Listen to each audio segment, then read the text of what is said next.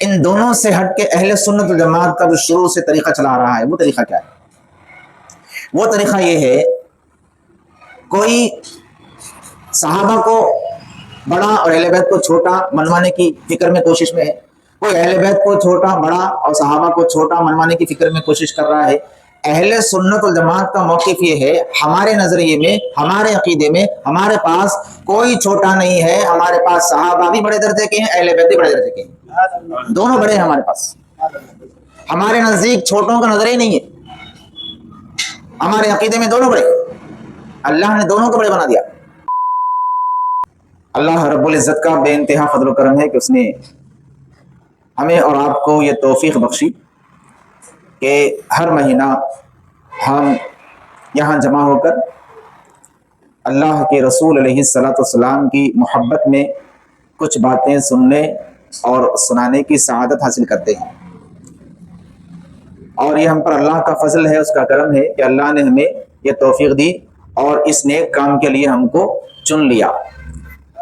ورنہ اگر ہم ہمارے ساتھ رہنے والوں کو بھی دیکھیں گے تو وہ آج اس وقت کسی اور کام میں مشغول ہیں، دنیاوی کام میں، اپنی دنیا بنانے میں، پیسے کمانے میں وہاں مصروف ہے، لیکن اللہ نے ہمیں اس وقت یہاں ذکر رسول کی دولت سے مالا مال کرنے کے لیے چن لیا ہے۔ اس کے کرم کی بات ہے، ہم پر اس کا کرم ہے۔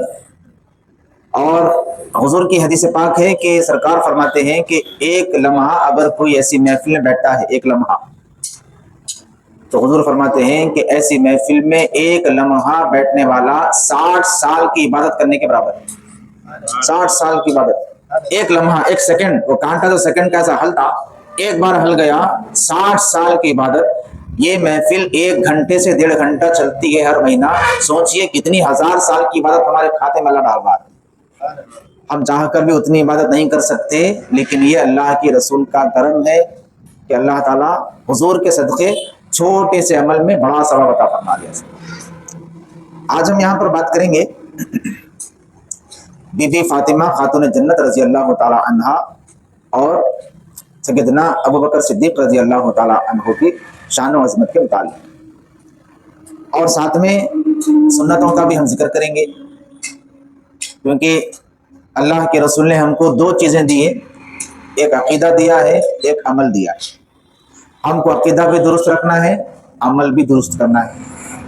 آج کھانے کی سنتیں ہم بتانا چاہیں گے آپ کو، کھانا کس طرح کھانا چاہیے تاکہ ہماری زندگی میں وہ کھانا کھانے کا صحیح طریقہ اللہ کے رسول کی سنت کے مطابق آئے، اور جو طریقہ چاہے کھانے کا ہو، پینے کا ہو، چلنے کا ہو، بولنے کا ہو، جو بھی طریقہ ہم نبی کی سنت کو اپنا کر کریں گے، خدا اس طریقے کو عبادت میں شمار کر لے گا۔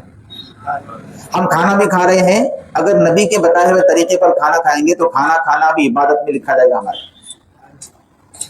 تو کھانا کیسے کھائیں؟ ہم دستر بچھا کر کھانے کی عادت ڈالیں، اکیلے بھی کھا رہے ہیں تو دستر بچھائیں، کھانے سے پہلے دونوں ہاتھ دھو لیں، سنت ہے، اور ہاتھ دھونے کے بعد پوچھنا نہیں، اس کو کھانے سے پہلے جو ہاتھ دھوتے اس کو پوچھنا نہیں، ویسے ہی رہنا۔ جب آپ کھانے کے لیے بیٹھے دستر پہ تو پھر آپ سیدھے ہاتھ سے کھائیں، اور کھانے سے پہلے بسم اللہ پڑھیں، اور کھانے سے پہلے پانی پئیں، کھانے کے بیچ میں پانی پئیں، کھانے کے فوری بعد پانی نہیں پئیں۔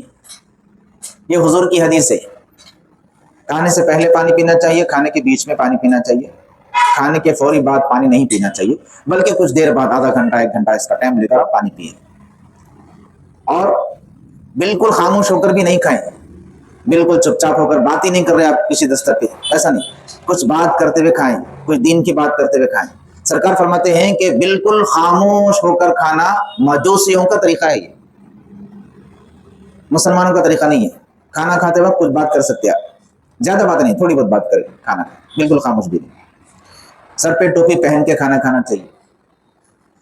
کھانا کھانے سے پہلے کی دعا آپ کو آتی ہوگی، نہیں آتی تو آپ یاد کر لیجئے، اللہم بارک لنا فی ما رزقتنا ورزقنا خیرا منہ بسم اللہ وعلی برکت اللہ۔ اتنی بڑی دعا آپ کو یاد نہیں ہوتی تو کم از کم بسم اللہ الرحمن الرحیم پڑھ لیجیے، اللہ کے نام سے شروع۔ کھانا ختم ہو گیا تو کھانے کے بعد کی بھی دعا رہتی، الحمدللہ الذی اطعمنا وسقانا وجعلنا من المسلمین، دعا پڑھی۔ ہم اللہ کا شکر ادا کر رہے ہیں کہ اللہ تعالیٰ نے ہم کو کھلایا، ہم کو پلایا اور ہم کو مسلمانوں میں سے بنایا۔ اگر کسی اور کے گھر ہم کھانے کے لیے گئے ہوئے ہیں دعوت میں، تو کھانا کھانے کے بعد میں ایک تو ہم یہ دعا پڑھنا کھانا ختم ہونے کی، پھر اس کے بعد میں جو مہمان نوازی کیا ہماری، اس کو بھی دعا دینا کہ اللہ تیرے کھانے برکت دے۔ تو کیسا دینا؟ حضور نے وہ بھی طریقہ بتایا، اللہم اطعم من اطعمنی واسقی من سقانی، اے اللہ جس نے مجھے کھلایا تو اس کو کھلا، اور جس نے مجھے پلایا اس کو پلا۔ دعا ہے۔ کھانا ہو گیا آپ کا، اس کے بعد میں آپ اٹھیں گے، دونوں ہاتھ دھو لینا، اس کے بعد ہاتھ پہنچنا، پھر کلی بھی کرنا۔ یہ سنت طریقہ ہے۔ اس طریقے سے اگر ہم کھانا کھائیں گے، اللہ رب العزت اس کھانے کو بھی عبادت میں شامل کر لے گا، کیونکہ نبی کی سنت کے مطابق کھانا کھائیں۔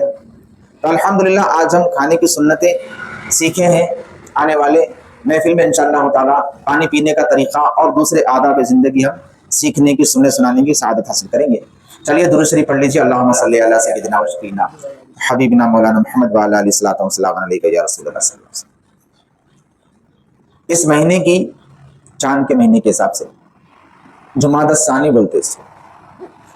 ہمارے پاس کیا ہے کثرت استعمال سے جمادی الاخر بول دیتے ہیں۔ گرامر کے حساب سے صحیح نام اگر دیکھا جائے تو جمادی الثانی، جن کو پیش دے کے بولنا جمادی الثانی، یہ نام ہے اس کا۔ اس مہینے کی 20 تاریخ کو بی بی فاطمہ کی پیدائش ہوئی اور 22 تاریخ کو صدیق اکبر کا وصال ہوا۔ ایک صحابی، ایک اہل بیت۔ بدقسمتی سے مسلمانوں میں دو فرقے ایسے ہیں، ایک صحابہ کو اہل بیت سے افضل بولنا چاہتا، ایک اہل بیت کو صحابہ سے افضل بولنا چاہتا، اور ان کا مقصد دونوں کا، ان کی محبت نہیں ہے۔ صحابہ کو جو بڑا ماننا چاہ رہا، انہیں صحابہ سے محبت کی بنیاد پر ان کو بڑا نہیں مان رہا، اہل بیت کی دشمنی کی بنیاد پر بڑا ماننے چاہ رہا ہوں، وہ بھی گمراہ ہے۔ حدیث پاک میں اللہ کے رسول فرماتے ہیں کہ جو میری اہل بیت کے بغض میں مرا، اس کا خاتمہ کفر پہ ہوا۔ کافر مرا اور کافر کفر کی حالت میں مرنے والا سیدھا جہنم میں گیا۔ اس کے برعکس جو اہل بیت کو صحابہ سے افضل قرار دینے کی کوشش کر کے صحابہ کرام کی بدتمیزی کرتے ہیں، ان کا مقصد اہل بیت کو بڑا ماننا نہیں ہے، بلکہ صحابہ کی بدتمیزی اور بے ادبی کرنا ہے۔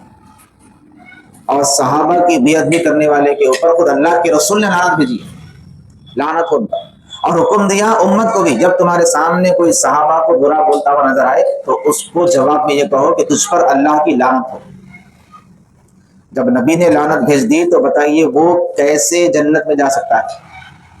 وہ زندگی دنیا میں بھی گزارے گا تو دنیاوی زندگی بھی اس کی جہنم سے بدتر ہوگی۔ حضور پاک لعنت بھیج دی۔ اب ان دونوں سے ہٹ کے اہل سنت والجماعت کا جو شروع سے طریقہ چلا رہا ہے، وہ طریقہ کیا ہے؟ وہ طریقہ یہ ہے، کوئی صحابہ کو بڑا اور اہل بیت کو چھوٹا منوانے کی فکر میں کوشش میں ہے، کوئی اہل بیت کو چھوٹا بڑا اور صحابہ کو چھوٹا منوانے کی فکر میں کوشش کر رہا ہے۔ اہل سنت والجماعت کا موقف یہ ہے، ہمارے نظریے میں، ہمارے عقیدے میں، ہمارے پاس کوئی چھوٹا نہیں ہے، ہمارے پاس صحابہ بھی بڑے درجے کے ہیں، اہل بیت بھی بڑے درجے کے ہیں، دونوں بڑے ہیں ہمارے پاس۔ ہمارے نزدیک چھوٹوں کا نظر ہی نہیں ہے، ہمارے عقیدے میں دونوں بڑے، اللہ نے دونوں کو بڑے بنا دیا۔ سنیے کیسی آپس میں محبت صحابہ اور اہل بیت کی تھی اور مقام اللہ نے کیسے بنایا۔